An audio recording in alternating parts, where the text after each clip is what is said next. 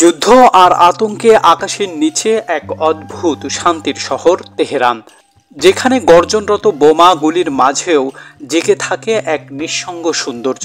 সাম্প্রতিক operation rising lion অভিযানে অংশ নেওয়া এক ইসরায়েলি পাইলটের কাছে তেহরান হয়ে উঠেছে শুধুই একটি শহর নয়, বরং এক অনন্য ভালোবাসার গল্প। সকালের অন্ধকার থেকে যুদ্ধের সূর্যোদয়।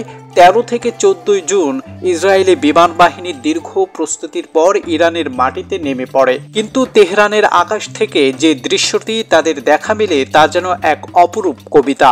অপারেশন শুরুর আগের রাত্রে যখন সবাই নিজের জীবনের ছোট্ট মুহূর্তগুলোতে মগ্ন, তখনই এক ফোন আসলো, আগামীকাল ভোরে রিপোর্ট করো।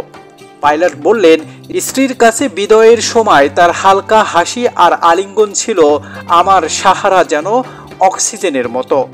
শহরের ওপর দিয়ে উড়তে থাকা পাইলটের চোখে ধরা পড়ে তেহরানের নীরব শান্ত রূপ।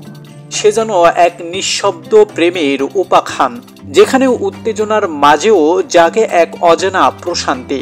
তিনি বলেন, শহরটা দেখে মনে হচ্ছিল যেন সময় থেমে গেছে, যেন এক নিভৃত একান্ত কক্ষ।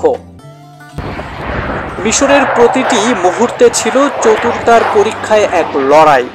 দীর্ঘ আকাশপথ, জ্বালানি ভরা কঠিন কাজ আর সর্বোপরি রেডিও নীরবতা, যেন সবকিছুই এক নিঃশব্দ প্রেমের কবিতা। আমরা যুদ্ধ করি শুধু তাদের বিরুদ্ধে যারা আমাদের অস্তিত্ব সংকটের মুখে ফেলে। একদিন অবশ্যই শান্তি আসবে, আর আমরা সবাই মিলেমিশে জীবন সাজাবো। বোমার ঝড়ের মাঝেও তেহরান যেন এক মায়াময় ভালোবাসার শহর, যা মন জুড়ে গেঁথে থাকে এক অনন্য স্পর্শ। যুদ্ধের আকাশ থেকে প্রেমের গল্প শুরু, এই গল্পটা আরো অনেক দূরে যাবে।